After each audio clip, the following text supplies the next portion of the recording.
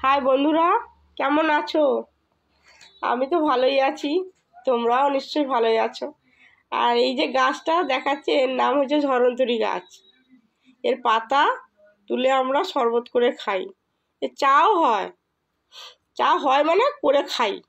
চা এর পাতাটাকে শুকিয়ে এর চা করে জলে ফুটিয়ে চা করে খেলে চা খাওয়া হয়, ভালো লাগবে।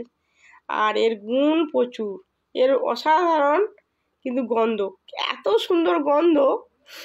আর এর শরবত খাওয়া খুবই ভালো। শরবত খেলে লিভার ভালো থাকে, আর সবুজ যে জিনিসটা গাছে যে সবুজ খাবারটা পেটে গেলেও ভালো। আর এই গাছটা আমি কোথা থেকে নিয়ে এসেছি সেটাও জানাই, যে আমি এটা আমার বাপের বাড়ি থেকে নিয়ে এসেছি। নিয়ে এসে ছোট্ট একটা শেকড় নিয়ে এসেছিলাম, সেই নিয়ে এসে বসাতে এইরকম ঝাংড়া।